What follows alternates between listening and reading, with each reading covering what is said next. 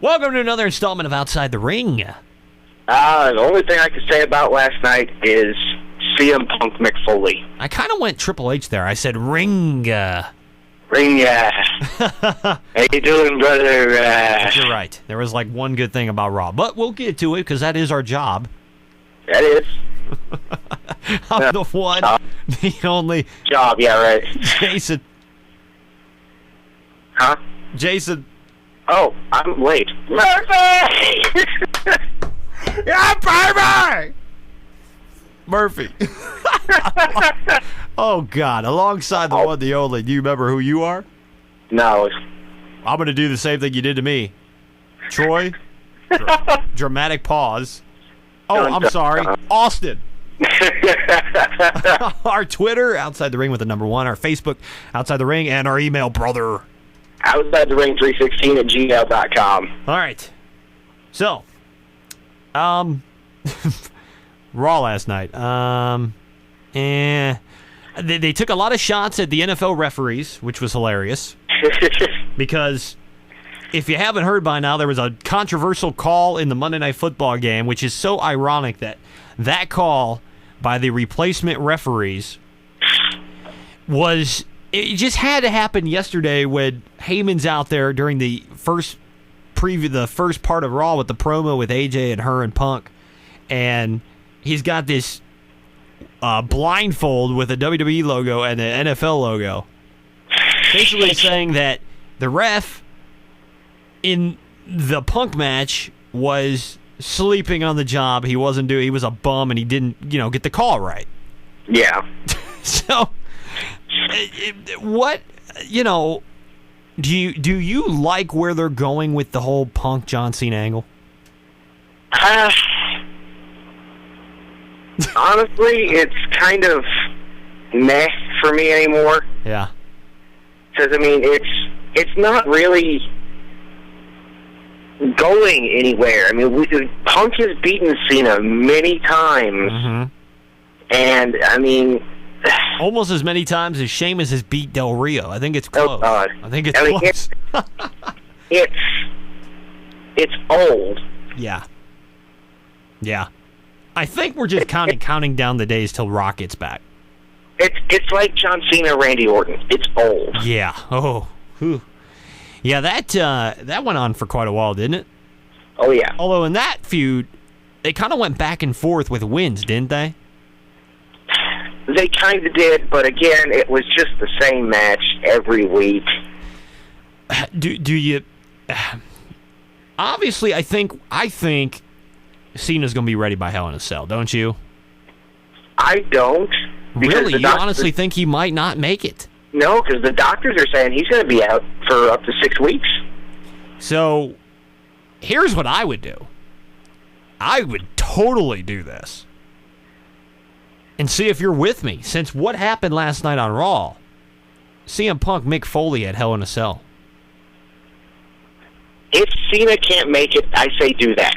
Just because, that promo on Raw was so good with Foley and Punk. Why not try that match? We've never seen it. Yeah, never seen that, and and it's Hell in a Cell. When you think Hell in a Cell, the first name that pops into mind is either Mick Foley or Undertaker. Oh, my God. He broke it in half. My God, he's dead. My God, King. Yeah.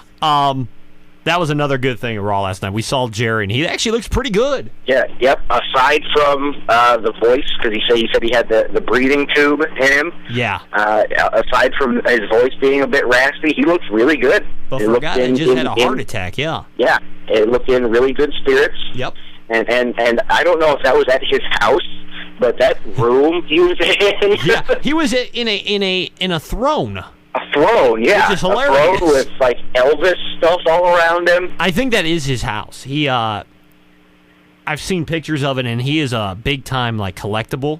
He likes old-school collectibles, like old Coca-Cola signs and old, Elvis signs. Yeah. He's into that. So, yeah, that was I don't know if it was his living room. I don't know if he's got a throne in his... It's probably like a collection room. Yeah. Well, hell, I even saw... It was on the internet the other day, a picture of Batista's house, right? And he's got an enormous house in Florida. And he's got a room where, believe it or not, Batista collects lunch buckets. Remember the old... lunch pails? Lunch, yes. And in the different... What? Yes, in different things on them, like different comics, like characters and stuff like that. He's huge. Oh. Huge. You would never have thought that, right, from Batista? Really? Shocking. It is. I mean, you think Batista, you think like he's like big guy like that, you'd think like, like how John Cena collects like muscle cars and stuff. Yep, he does. And there's something, now you're going to go look that up. Like, oh, really? He does. He's got a room of collectible lunch pails. It's just, I remember bringing them as like and they're the old school ones. You don't see a lot of kids with them anymore. No, you don't. When we grew up, they all had them. Yeah. I'm guessing you're talking about like the old like metal ones. Uh-huh. Yeah, you don't see those anymore. He collects them. Jeez. Well, you got to think though. Some of those can be worth a lot of money. Well, yeah. He even says that a lot of them, some of the old cartoon ones he's got, they're worth a ton of money, and he's got a whole thing of them. He said since he was a kid, he was collecting them, and he never threw them away, and just like some games out there, video games, they're worth more than both of our cars, houses, and all that combined. Jeez. So you can tell we're off topic because that's pretty much Raw. Basically, at the end, Cena hits Punk with a pipe, and quote unquote drops a pipe bomb on him, him, and the first thing that ran through my mind was, that's a good message to send to the kids. Yeah, hit him from behind. Really? I actually thought it was kind of funny because I laughed when it happened just because Punk sold it like a boss. I mean, he was like, like he just his kidney fell out. Yeah, he just acted like somebody just reached in and just ripped out a lung. Because he hit him in the ribs. Yeah, he hit him. He hit him like kind of in between the ribs and the stomach, kind of in the like right in the middle. Well, I think, and obviously Cena's injury is legit, so he couldn't take a bump. So obviously they had to get out of that segment somehow. Yeah. And they both weren't just going to leave the ring or something like that. So I understand why they did it. And then at the end, I wanted to hit on this really quick. Foley gets kicked in the shin by Punk. Yeah, I did not understand this last part. Set it up for everybody that didn't see it.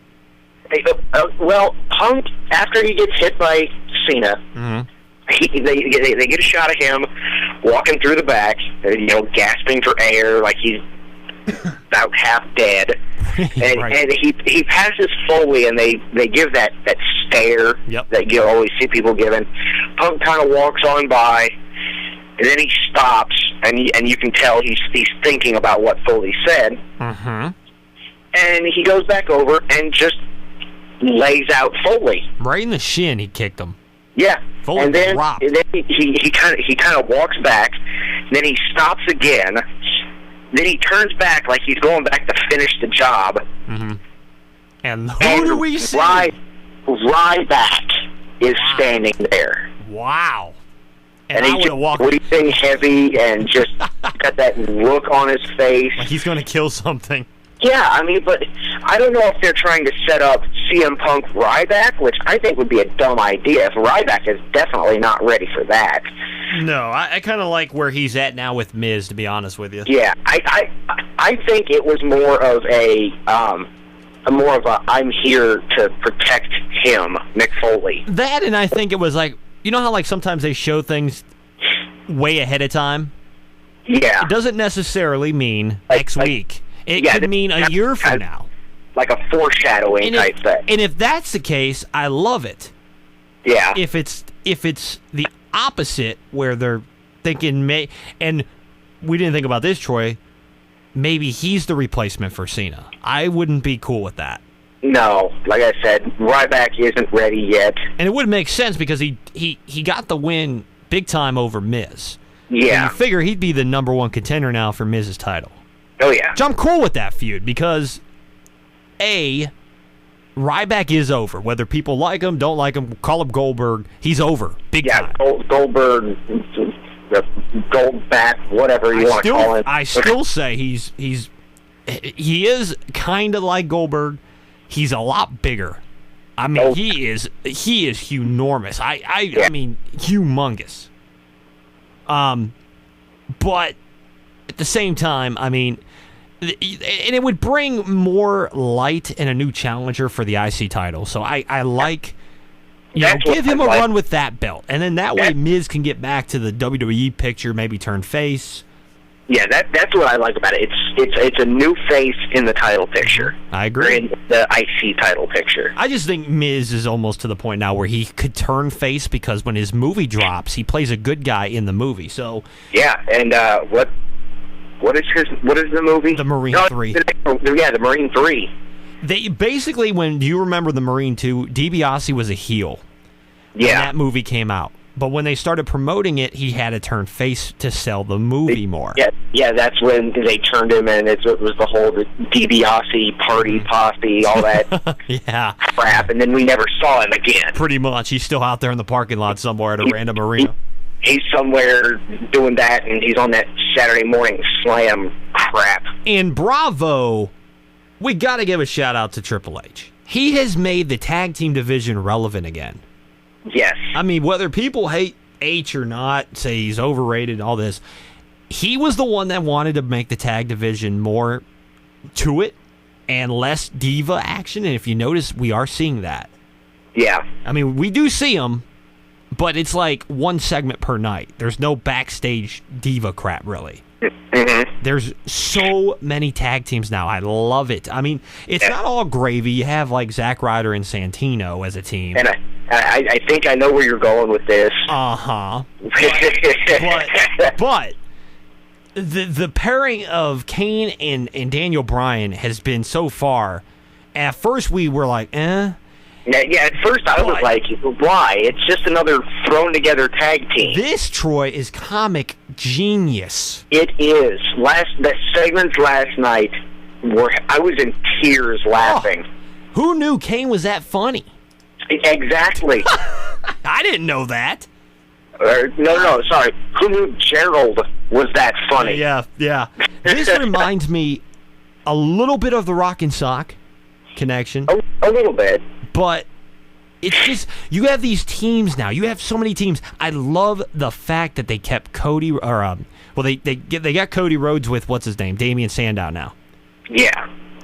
But they also, which if you notice, when Kofi fought Dolph last night. Yeah. Cool thing was, R-Truth came out with Kofi, which means that they're still a team. They are, but that's, yeah, they're still a team, but it seems like they're not.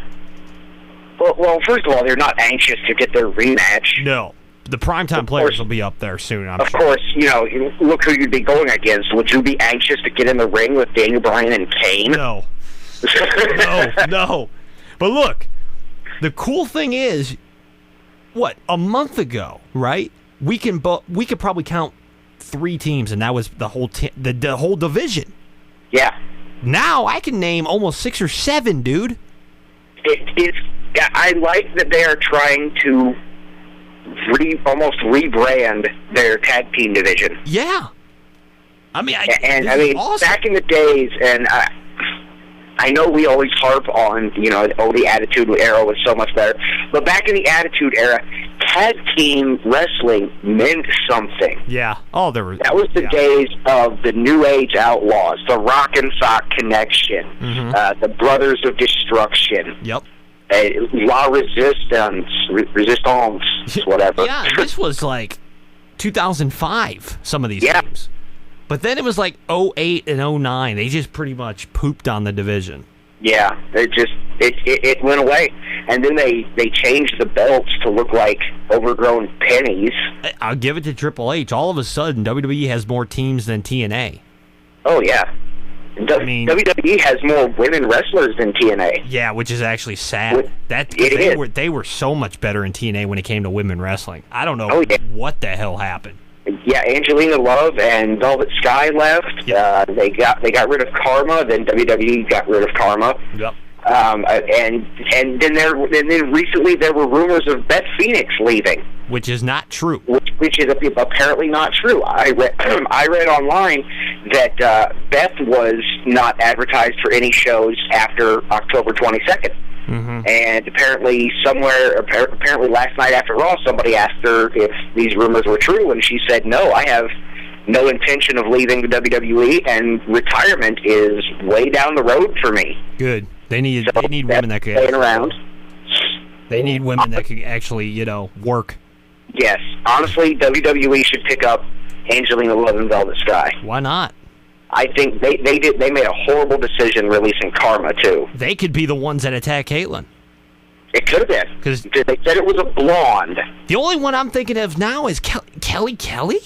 It could have been Natalia too. If they want to push her.